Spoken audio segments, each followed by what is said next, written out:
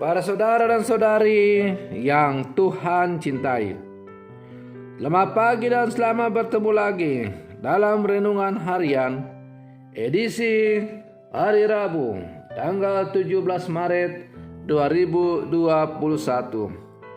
dalam masa Prapaskah yang keempat. Mengawali hari yang baru ini, kita hendak mendengar dan merenungkan sabda Tuhan. Marilah sebelum kita mendengar dan merenungkan sabda Tuhan, kita berdoa. Dalam nama Bapa dan Putra dan Roh Kudus. Amin. Allah Bapa Maha Rahim, Engkau mengganjar jasa orang saleh dan mengampuni orang berdosa yang bertobat. Kasihanilah kami yang berseru kepadamu. Semoga kami mengakui kesalahan kami dan memperoleh pengampunan. Bersabdalah ya Tuhan, kami siap untuk mendengarkan. Terpujilah Engkau Bapa, Putra dan Roh Kudus, kini dan sepanjang segala masa. Amin. Para saudara dan saudari yang Tuhan cintai, sabda Tuhan yang hendak kita dengar dan kita renungkan untuk mengawali hari yang baru ini, hari Rabu dalam masa Prapaskah yang keempat, diambil dari Injil Yohanes pasal 5 ayat 17 sampai 30. Tuhan sertamu.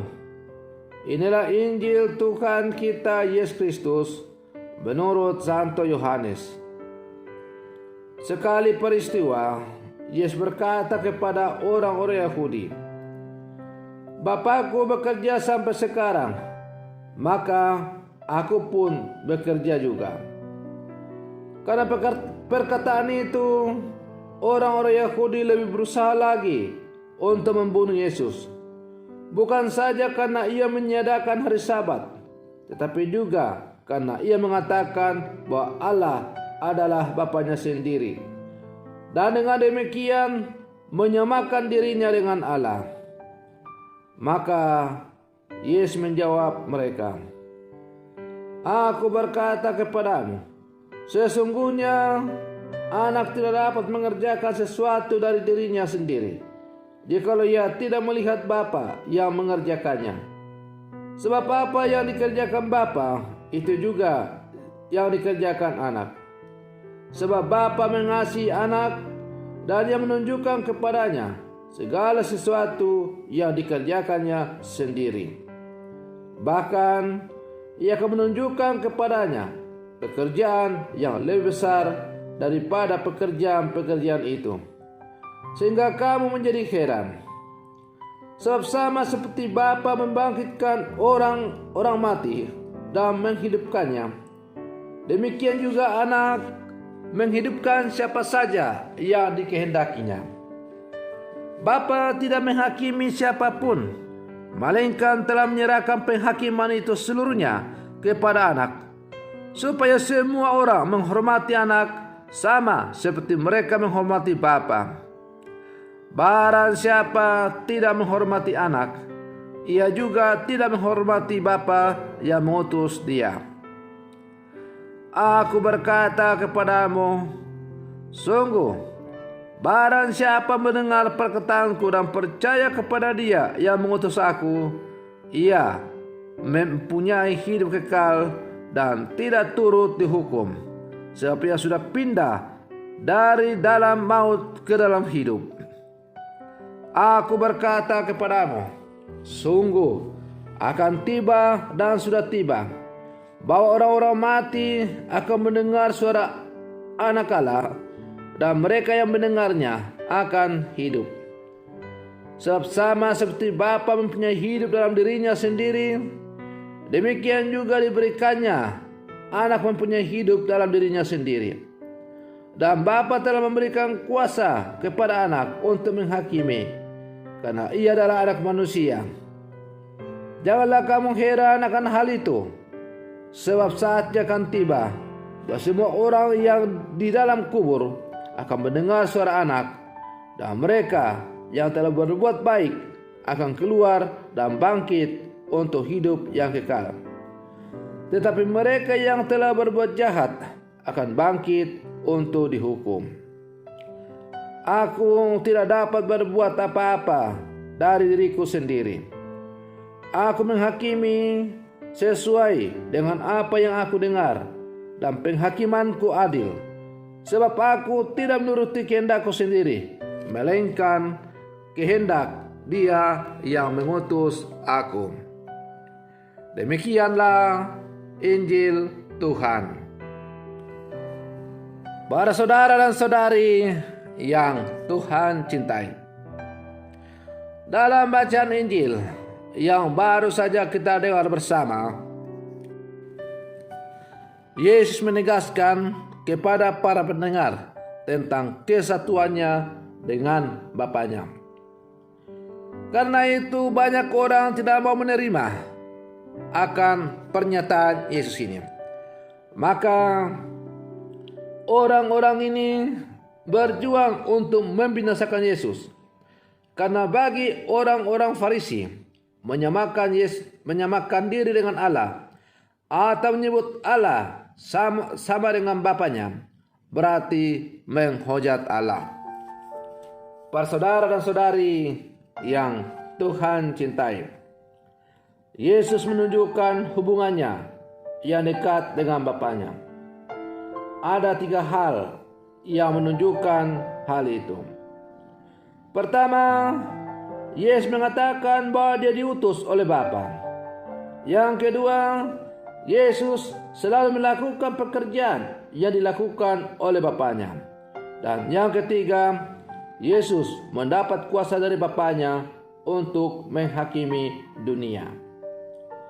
Dengan ketiga hal ini, Yesus menjadi utusan untuk memulihkan kembali ciptaan dan hidup manusia seperti dikatakan Nabi Yesaya. Selaras dengan itu, 3 kewajiban kita adalah menghormati Dia yang diutus Allah. Yang kedua, mendengarkan apa yang Dia katakan. Dan yang ketiga, percaya kepada apa yang dikatakan dan yang dikerjakannya. Para saudara dan saudari yang Tuhan cintai, dengan 3 hal ini kita akan mendapat kelimpahan hidup. Maka dalam kehidupan kita sebagai orang-orang beriman, kita harus semakin percaya kepada Tuhan. Para saudara dan saudari yang Tuhan cintai, kalau Yesus dalam bacaan Injil tadi telah menjelaskan relasinya yang akrab atau kesatuannya yang akrab di dalam Bapanya, maka sebagai murid-murid Yesus yang hidup dan percaya di zaman sekarang, kita pun harus menjaga relasi kesatuan dengan Sang Putra. Dengan selalu menjalin relasi persatuan dengan Sang Putra, berarti Yesus ada dalam kita dan kita di dalam Yesus. Dan karena itu kita akan dimampukan untuk menjalankan setiap apa yang dikatakan atau diajarkan oleh Yesus kepada kita. Para saudara dan saudari yang Tuhan cintai, masa Prapaskah adalah merupakan masa yang bagus bagi kita masing-masing. Setiap pribadi-pribadi, keluarga-keluarga, siapapun kita, untuk mencoba kembali merefleksikan hubungan kita dengan Allah. Apakah benar kita sebagai murid-murid Yesus yang hidup di zaman sekarang, kita sungguh mengenal dengan baik Sang Penyelamat kita itu?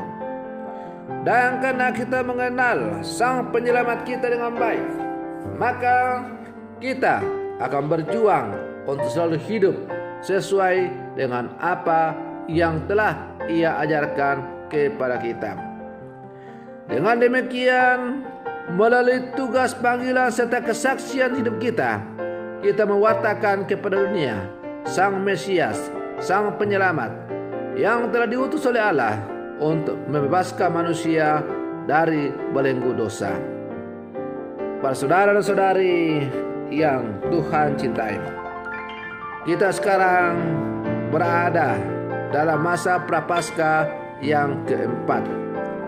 Itu berarti bahwa minggu depan kita telah memasuki minggu-minggu sengsara, di mana kita akan merenungkan secara khusus perjalanan sejarah kesengsaraan Tuhan kita Yesus Kristus hanya demi untuk memulihkan kesatuan kita dengan Bapa-Nya yang sungguh penuh belas kasih. Maka kita diajak untuk semakin masuk ke dalam hati kita masing-masing dan mau bertobat dan kembali ke jalan yang benar. Biarkanlah hati kita masing-masing disentuh oleh Yesus, agar kita mampu melihat tawaran belas kasih Allah yang begitu luar biasa kepada kita umatnya. Maka mari kita menanggapi belas kasih Allah itu dengan tetap semakin menjalin relasi akrab dan intim dengan Sang Penyelamat kita. Selamat pagi, Tuhan Yesus memberkati.